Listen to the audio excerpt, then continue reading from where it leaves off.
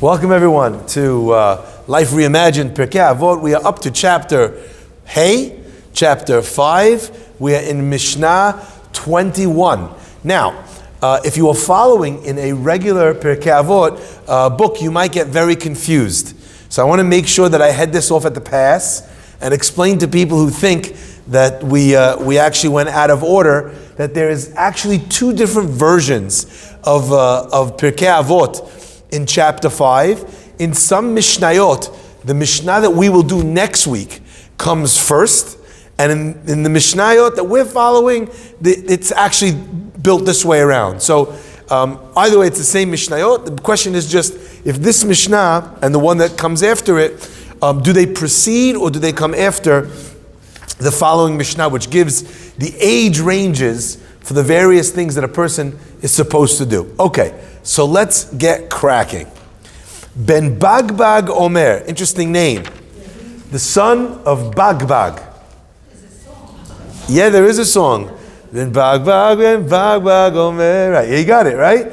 So the son of Bagbag, which is again really weird. He used to say, and he taught a lesson, and we'll see in just a minute, we're going to be introduced to another weird name, all right? He used to teach, Hafochba vehafochba de kulaba. Hafochba literally means to go into something. But if you take the word itself in Hebrew, hafoch or lahafoch means to turn something over, okay? So the indication here is an agricultural reference. Imagine taking a shovel, digging it into the earth, and turning the soil. That allowed for a person to be able to plant the seeds they were trying to plant in fertile ground. Okay, so it allowed for a beracha, for something good to be placed in a fertile environment so it could grow. So also over here we're saying that the study of Torah requires hafochba vehafochba, to a turning over and a turning over, illustrating that there's a consistency with which a person needs to study Torah. And we'll come back exactly to what it means, but we like to go through the Mishnah quickly first to translate and then go back and see its deeper purpose. Dekulaba. So you could keep digging. Dig, dig, dig, dig, dig. You know why? Everything that you could ever hope to know is in the Torah. The answer to every problem, the solution to every issue, the wisdom for every age, it's all in the Torah. Keep digging. Uba techezen, you will see, using the Torah, you will see in its parables, in its wisdom, you'll be able to see the world in a much clearer fashion. Usiv, from a lashon sav, which means to become like saba or savta. Grow old with the Torah. Ubleba, ble comes from the word when something is worn out. So even as the body is kind of getting worn out, so grow old and fall apart with Torah. Again, these very expressive language here, and we'll come back to exactly what it means. Umina lo tazua, and from it you shall not move away. Don't let there be any daylight between you and the Torah. She'en lecha mida tova hemena, because there's nothing better. There's no greater measurement in the world. There's nothing better than Torah. So don't leave it. Don't abandon it. Don't move on from it. Finally, the Mishnah says, Ben Hey Omer, even again another weird example. Ben Hey, so we have son of Bagbag, and now we have son of Hey. Okay? Well, I'm not really sure what this is, right? Hey, what is that? Okay? Ben Hey would say, Lefum Tzara Agra, according to the pain, literally Tzara. Most people translate the word Tzara according to the effort is the reward. But if you're a sharp and astute reader, you'll realize that Tzara actually does not mean effort. That's like a bit of a whitewash. It's telling you that the pain, according to the pain, is the reward.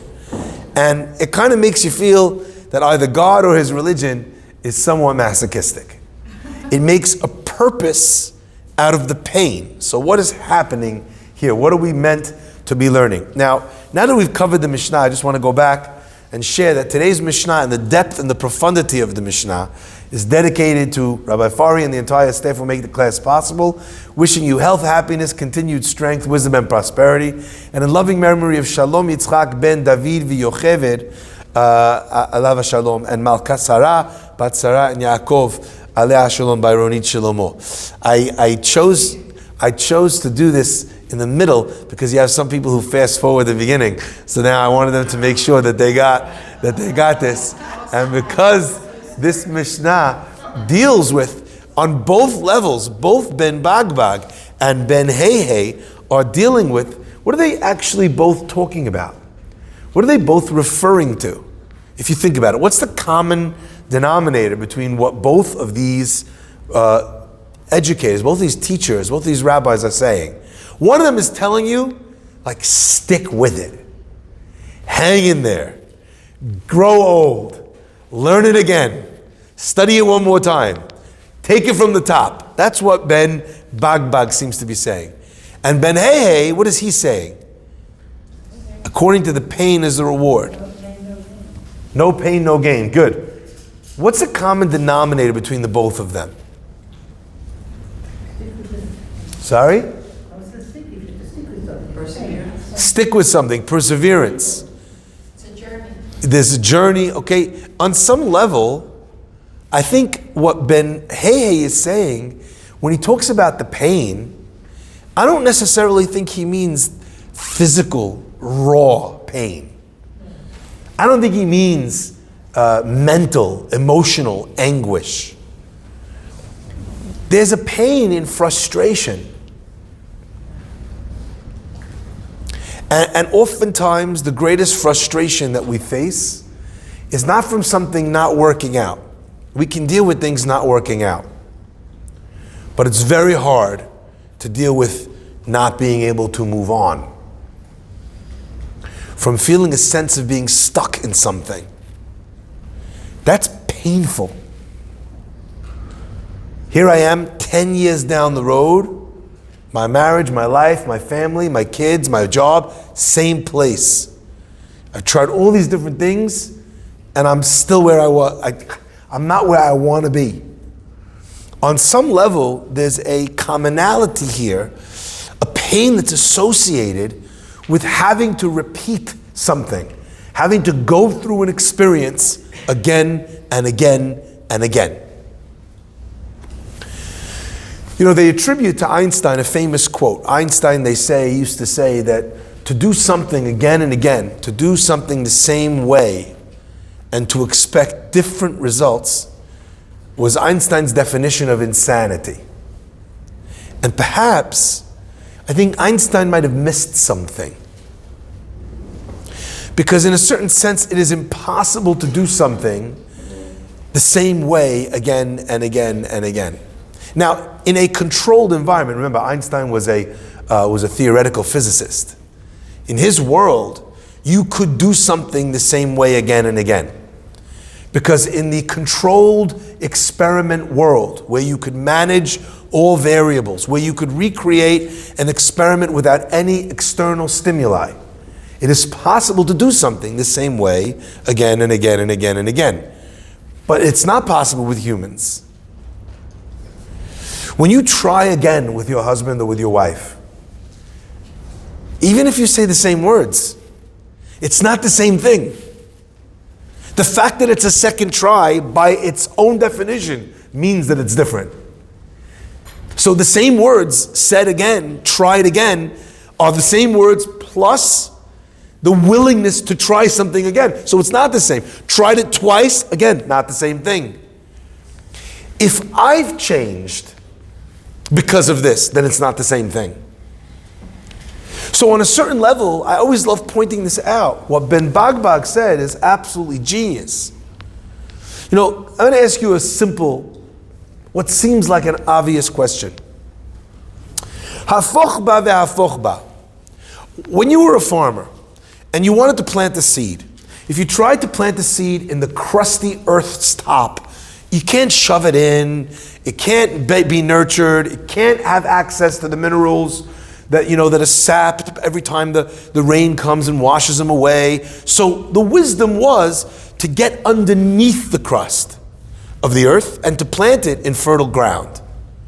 But what's fascinating is, if you took a shovel, dug it into the earth, and turned it over, so where is the nurturing virgin soil now. Where is it? On the top or on the bottom? On the top. So if you technically hafocht ba, turned it over, and then you dug your shovel in again, and hafocht ba, now what's on the top? Again. The original soil. The soil you don't want to plant your seed in. So at the very least, it should be an uneven number of times. It should say hafoch ba, vehafoch ba, vehafoch ba. Because then your virgin soil would have been down, up, down again. If you do it this way, you're left with the same soil that was there before. And I've always said this. God's mission in life is not to plant greatness in someone who is not you, in some aberrative, iterative nature of yourself. Not the person you are. This is not my story today. You don't want to create or plant change in some alternate understanding version, person of you. What you're trying to do is bring that change to the self. Now, when you've turned it over twice, yes, it's the same earth that was at the top before, but it is different by virtue of the fact that you have visited another place. When you go on vacation, you come back and you feel different. You feel refreshed. You're capable of dealing with the same annoying people at your workplace or in your family. How does that happen? The answer is, you're the same you, but you took yourself out of your environment. You met other people, you saw other sights, you breathed a different air, you learned a different thing, you got a perspective. When you come back, even the same you is no longer the same you. It's changed, not because everything else has changed, but because you have. So Ben Bagbag is talking about something unbelievable. Now, I want to share with you the words of Tosafot, because Tosafot gives us a remarkable insight into these weirdly named people. Ben Bagbag. Who are they? Son of Bagbag. Okay, what is his name? Ben Hey, the son of Hey. Well, who is he? Who is he? Sounds like made up names. Almost like made up names. Sounds like names you would tell like a kid in a story. Exactly, like in Aesop's fable. You'd have some, Rumpelstiltskin. It's a name that you'd make up, and you know that name only exists, in a fable. And actually, Tosafot picks up on that. Tosafot says this was not their real names. But actually, there's something in common between the two names. Hey, if you see the way it's spelled, Hey is not a name as much as it is a letter. He was the son of two Heys. What does that mean? It actually is trying to communicate to you that this rabbi was a ger, he was a convert. And why is he the son of two Heys? Because he's a convert. Because Avram has a letter added to his name. What letter is added to Avram's name? Hey. Sarai has a letter added to her name. What letter is added to her name?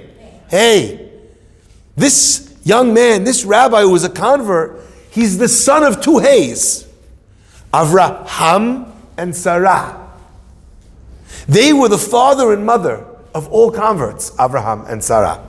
They would bring people in. They would teach the people about monotheism. They brought them into their homes. So Ben Hey is so called because he was a ger. It was a sign of respect as to how far he had traveled. So we could call him by his given name, but then his given name would not illustrate the distance he traveled to be the person that he was. So we called him, out of a sign of respect, Ben Hey. Says Tosafot, Bagbag is the same thing. Bet is 2, Gimel is 3, 2 and 3 is 5. Ben Bagbag, again, the son of 5 and 5. Fantastic. Hey, again, the son of converts. They have the same name. You know what always bothered me about this Tosafot? How come he got the letter and he got the gematria? How'd they make that decision? Huh? Maybe they were calling all different people, like all different converts. This was like the honorary title, but to distinguish that, maybe there was a lot of converts. They had all these different iterations of the number 5. Of the number 5. So it's just haphazard why he got the hey, which is quite straightforward, and the other guy got the numbers. So, There was a difference between the two people. sorry? There was a difference. Oh, very good, Ronnie. There's a difference. Could you just look at the Mishnah for 1 second? What do you notice about the statement of bag and the statement of hey? What's the difference between the statement? Interesting, okay. I'm not sure which one is positive and which one is negative, because I want to go through with a fine-tooth comb what each one of them is saying. One doesn't really explain. He doesn't say it straight out. One doesn't really explain, and not only does he not explain, he's incredibly brief and vague. Ben Hey was given the name Hey because everything that he taught, his style of communication, was very simple, very straightforward, the letter itself. Bag, look at how he draws out the point. He goes into the individual pieces that make up the idea. So as an example, he doesn't just say, everything is in the Torah. If Ben Hey would have taught the first Mishnah, you know what he would have said? Everything is in the Torah. And the first guy doesn't let it lie at that. He says, turn it over, everything's in it, get old with it, you'll see yourself in it, it's the best thing ever, grow weary with it, etc., etc. Don't depart. In the Chamidah Tovah. There's nothing better. You know how Ben Hay would have said that? Everything's in it. And look at how he says it in the end. According to the effort is the reward. If Ben Bag would have said Ben Hay's Mishnah, how would he have said it? According to the effort is the reward. So work hard, grow old, get worn with it, turn it over. Effectively, they're communicating the same idea, but from different perspectives. I think what the Mishnah is communicating to us here is a very, very powerful idea. So let's see if we can parse this together and understand a little bit about what these two converts to Judaism, who offered perhaps a little bit of a different perspective than everything that's come up until this point. And I want to just share because according to the opinions that this Mishnah comes after the Mishnah that we're about to learn next week, this is the ending of the traditional Pirkei Avot. Okay? What happens later, the next chapter, was something that was added on to Pirkei Avot at a later stage. And we'll come back to that next week. But at least in its first iteration, this is how we were ending Pirkei Avot, the wisdom of our fathers. And I think what the rabbis were doing here was almost giving the last laugh, ironically, ha, to hey. They were giving these gerim the last line, expressing that they also were teaching us Pirkei Avot, the wisdom of our sages, of our fathers, including them, understanding that they had something to give, and that they had something to teach, and that they had something to communicate. But let's perhaps go a little bit under the covers here, under the surface, to use Ben Bag's terminology. Let's dig a little bit deeper. One of the challenges that Judaism faces is that most people's understanding of Judaism is forever tainted with the fact that it is studied at a very young age. So it becomes very difficult to separate the stories of Judaism from the fable-like, childhood fairy tale-like nature of the whole beginning of the Torah. So we relate in absolute terms to the messages there. We don't allow ourselves to see things with multiple perspectives, with prism-like wisdom. We think this is what it means, and this is how I always understood it, and that's just how it is. But actually, there are so many different versions and variations of the theme, and when the Torah left something open-ended, it was actually inviting us to be able to see not only the Torah's understanding and the Torah's narrative, but something much more immediate and personal. Now I want to look at the language that he's using here. It's very evocative. It's very emotive almost. Uva techezeh, and see with it. It's not telling you to learn lessons from it, almost like your life and Torah are disconnected, but rather that the Torah is almost functional as a pair of glasses to see using it. You're looking at your children with Yaakov glasses, and seeing your brother with Yosef glasses, and seeing perhaps sin and temptation with Adam and Eve glasses. Uva techezeh, it's almost saying to you, what part of the Torah am I supposed to use to see this current scenario? Where am I now? Is this a Noach moment? How do I see myself versus, society right now?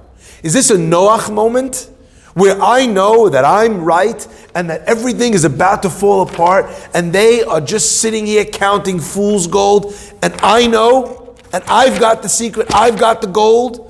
Or are we Eov people, suffering, but suffering alone? There's one interpretation that says that the story of Eov, lo haya velo nivra, never happened and never will happen. It was meant as an allegory, as an example. Okay? And I've often thought to myself that maybe a deeper way of understanding that comment in the Gemara is that sometimes a person who suffers in such a difficult and in such almost a catastrophic way, a cataclysmic way, his world is ending, everything is going wrong. Maybe what the Talmud is saying to us is that not that his story didn't happen, but that his story was happening in his head.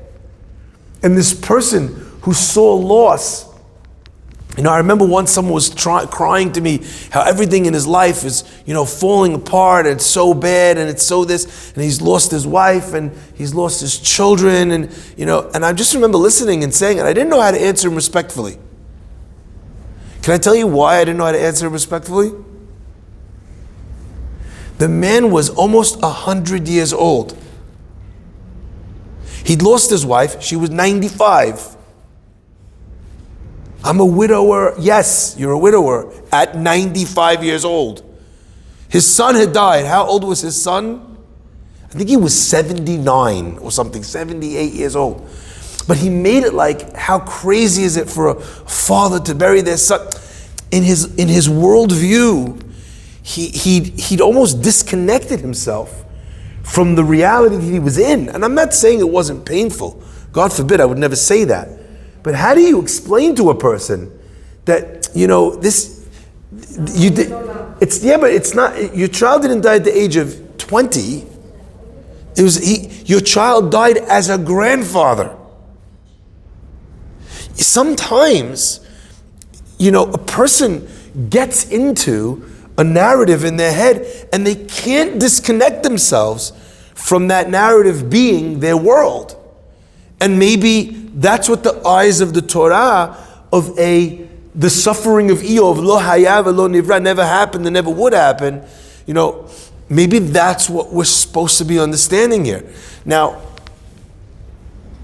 I've heard many times that a person is, they ask me for chizuk and they'll say, Rabbi, I need you to help me, I need da-da-da-da, but don't tell me a dvar Torah. I don't want, I don't need a dvar Torah, don't tell me that.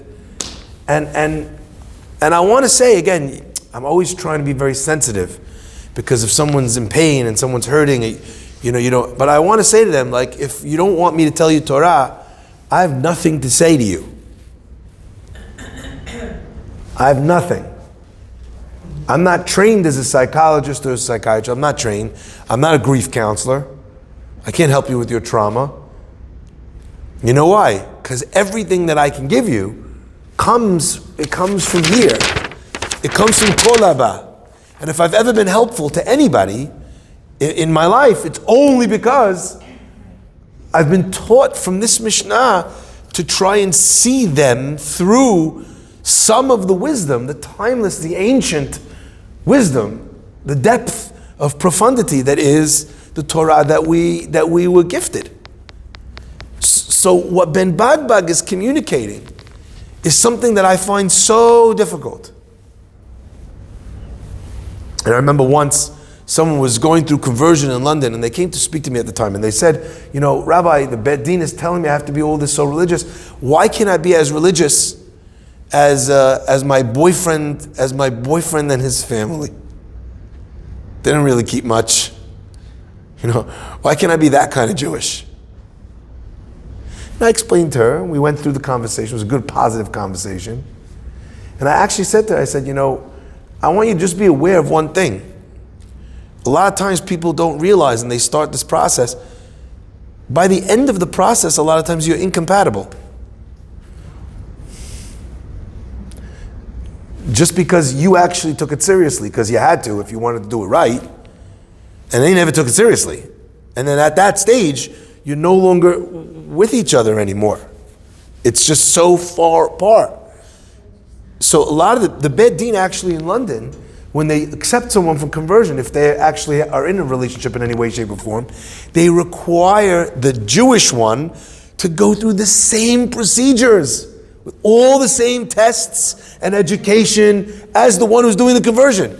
Why? Because otherwise, what's the point?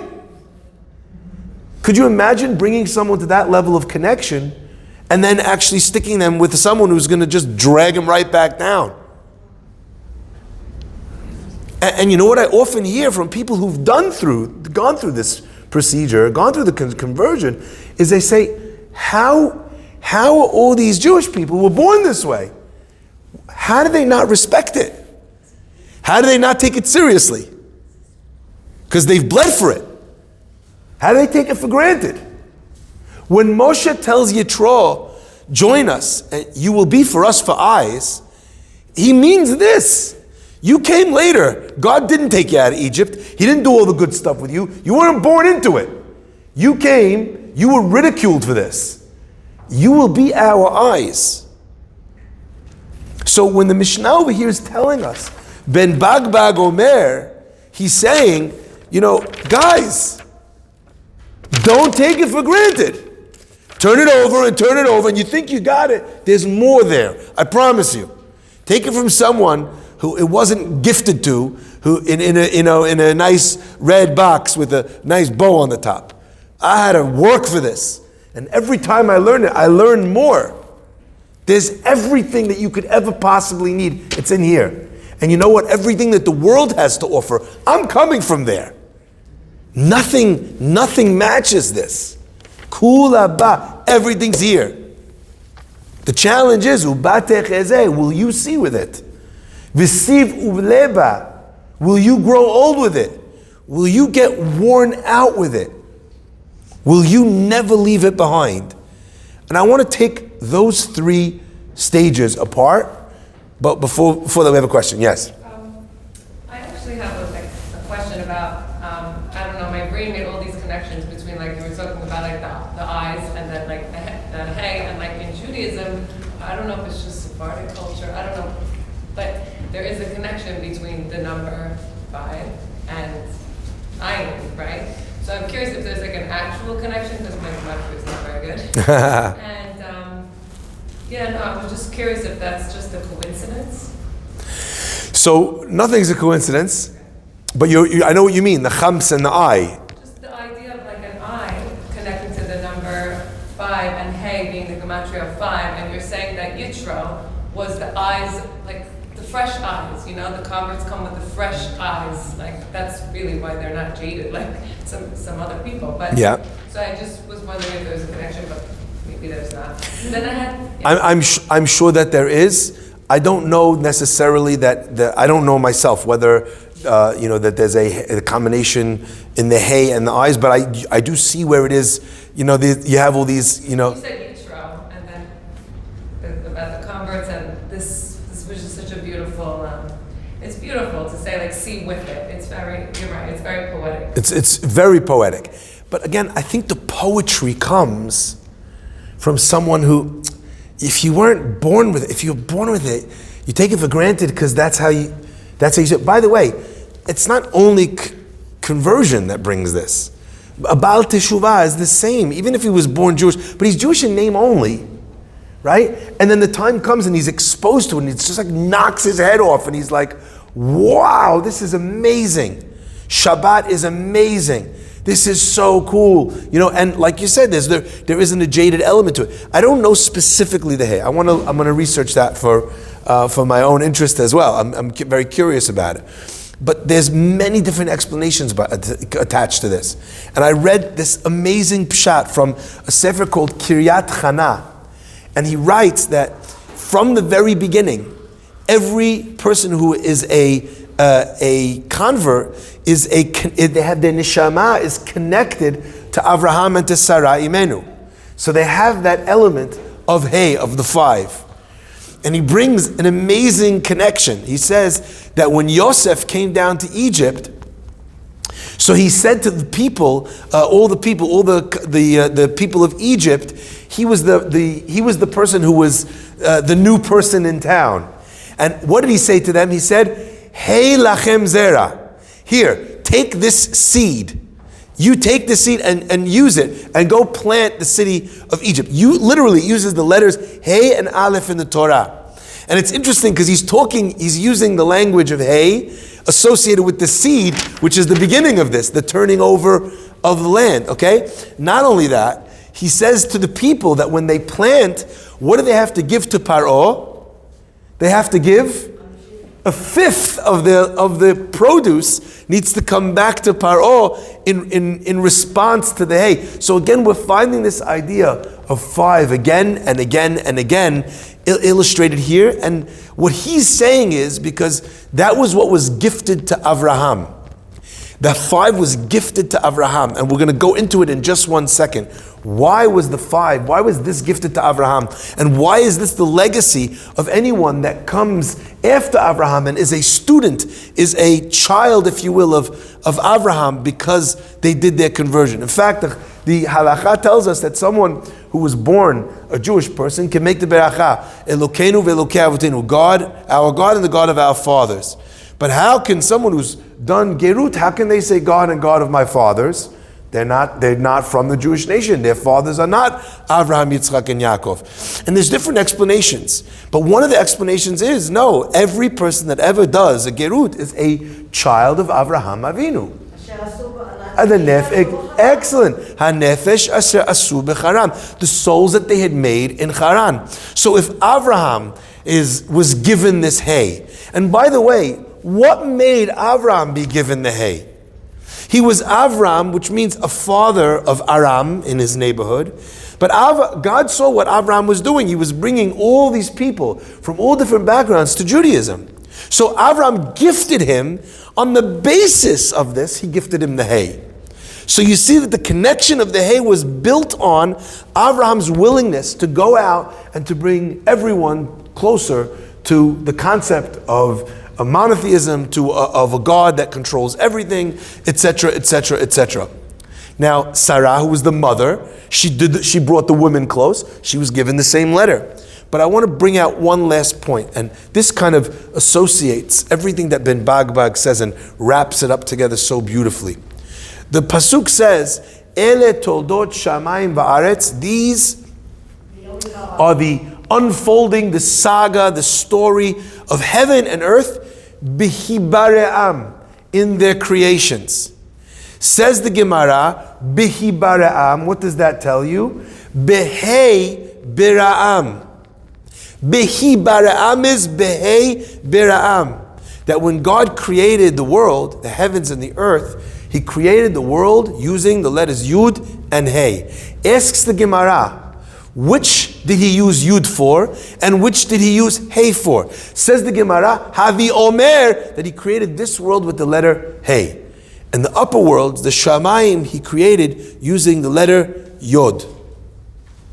One of the explanations for this is that the letter Yod is the letter in the Hebrew alphabet that is the smallest letter. It has the smallest, if you will, carbon footprint. Okay? There's no letter that's smaller than a Yud. Even a dot is considered a Yud. So as an example, on Shabbat, you're not allowed to make two letters. If you make two dots on a piece of paper, that's writing two letters, because each one of those dots can represent the letter Yud.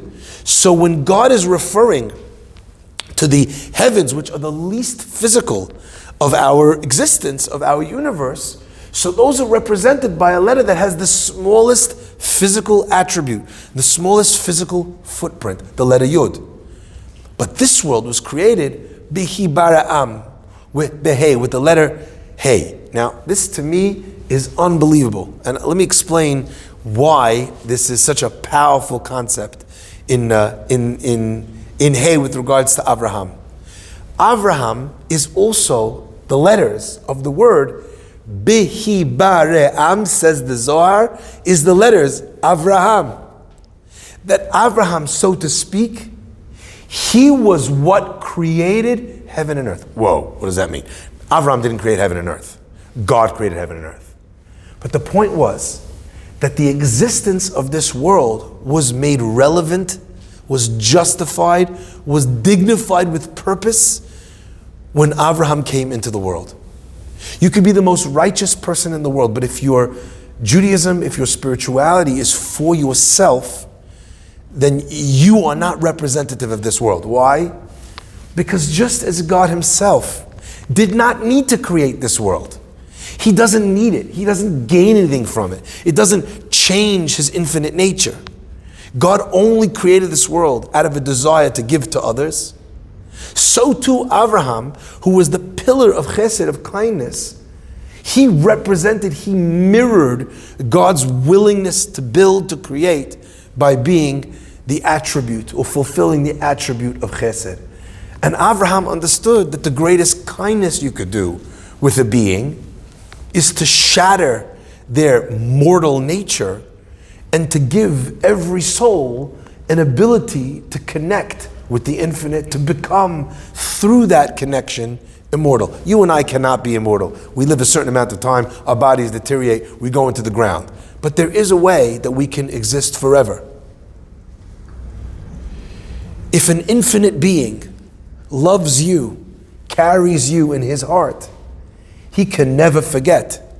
He never disintegrates. He never disappears. The memory of who you are, if you make that mark, if you build that connection with God, is eternal. So Avraham understands that. And he builds in people's hearts an internal world with his communication, with his chesed. That is Ben Hey and Ben Bagbag. Ben Bagbag communicated that there are those people who read the Torah and they read it on a surface level and they think that the doing of the mitzvot is a mechanical, robotic, dogmatic thing. But Ben Bagbag says, dig deeper. Understand what goes underneath that. Start to see with eyes of chesed and not just do acts of chesed. Siv, he says, look at these words, grow old, uvileva. Why would he talk about being worn out with it? He was referring to what Avraham communicated.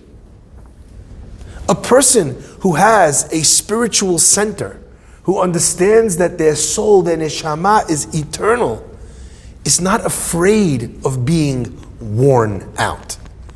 Our generation is obsessed with dyeing their hair black.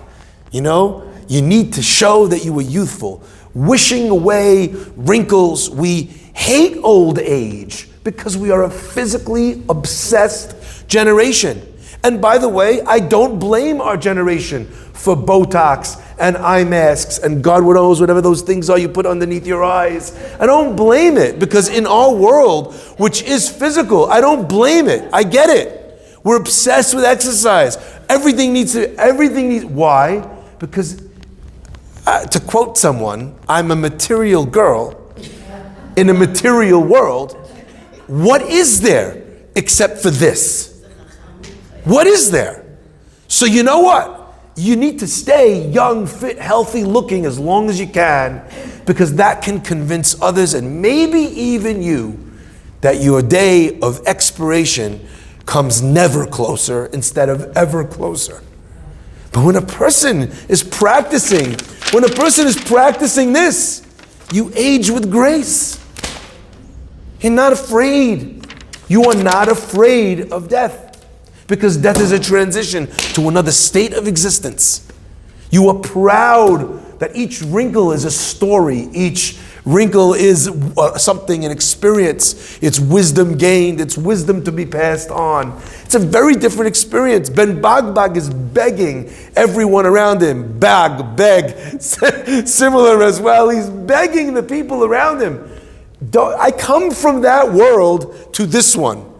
I wish you understood what I've learned about your Torah, about your Judaism. I wish you understood it. Because if you did, you would grow old, you would be worn out. It sounds like a horrible word to say, but there's no problem with being worn out. There's no problem with going towards that stage. You've invested your whole life in the next stage. You've been putting money away in not your 401k, but your 401ok, right? You'll be fine. This neshama it's something that we've spent so much time preparing for its next stop. Umina lo tazua, and from it you should not budge. Let me share this with you because I think that this is one of those beautiful examples where a comma makes all the difference in the world. You know, the joke goes that there's a huge difference between let's eat grandpa and let's eat grandpa. Let's eat grandpa is cannibalism. Let's eat grandpa is inviting grandpa to the dinner table. Okay? Ben Bagbag says, learn it, study it, go old with it, and then he says, and don't move away from it. Obviously, you just said all that 10 different times in 10 different ways. Ben Bagbag is not saying, and you should not move away from it. He's saying, if you get old with it, if you are not afraid of withering, if you don't mind, everybody says, I need to conserve my strength. For me, it's too much of a hassle. It's too far to go. I'm tired. I'm this. I don't want to go there to be Menachem Avel to the Shiva house. I don't want to help with the soup kitchen. I don't want to do this. I need to focus on me. If you become old with it, if you become worn out with it, umina lo tazua doesn't mean you don't leave it. It's a promise that it won't leave you. When the time comes, it will become your buoyancy. It will become your life raft. It will take you to another place with grace, with dignity, with happiness. You know, without the feeling that you didn't accomplish what you wanted to accomplish. And I say that on both sides of the great divide.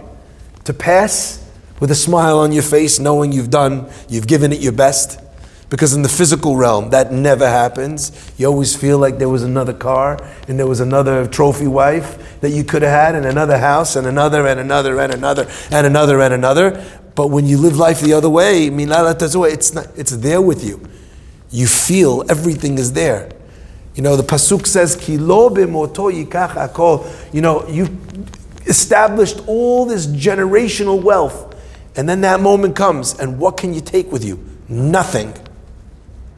And you can't take anything with you. But all of this, milah lo tazua.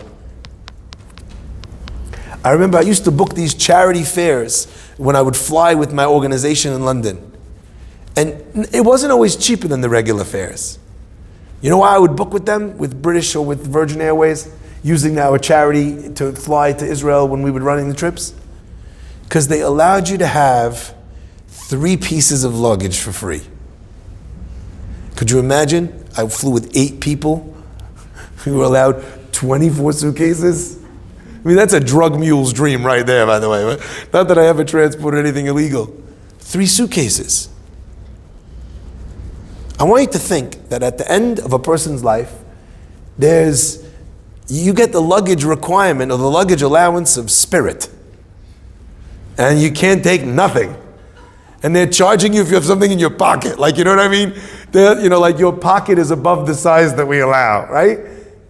Except for minalo tazua. There's something that you could take with you. And this is everything that we give away, we ultimately put aside for ourselves.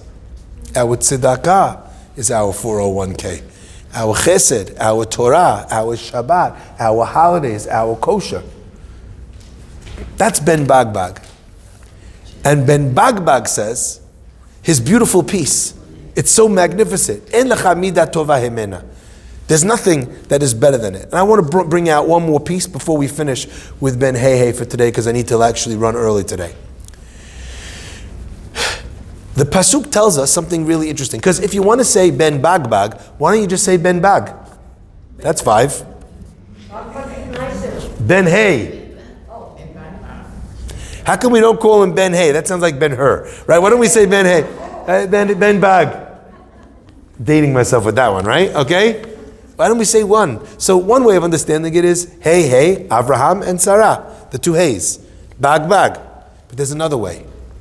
There's a beautiful pasuk in the Torah when it comes to a ger, to a convert. And by the way, the halachot of a convert aren't only applicable to someone who's changed their faith, but also someone who's moved to a neighborhood recently. Do you know that? So if someone comes from another country, they're a boat, they come to your community, they have no support system, they don't know anything, they don't know anyone, that person has a halacha of a ger. Did you know that?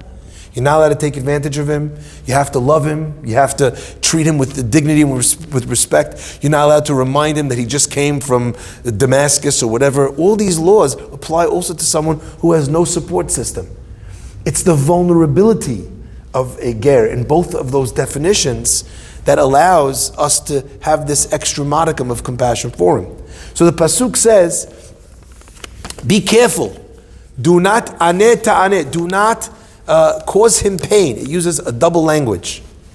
Because ki imtsaok yitzak, double language.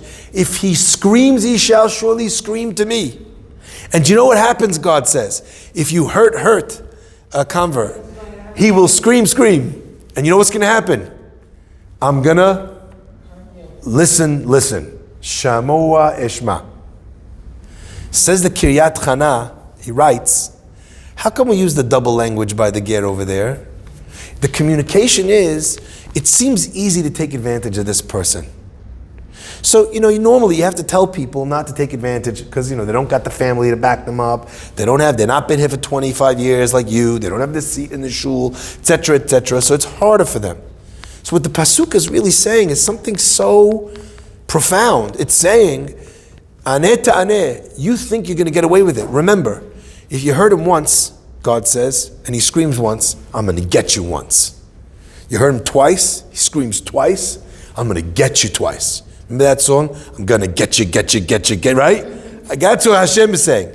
However many times. Okay? So it's midah keneged midah. It's measure for measure. That's what the Mishnah means. She'en lecha midah tova hemena. There's no greater measurement than this because it's exactly commensurate to what you put in. Says Ben Bagbag, I'm not a man of many words.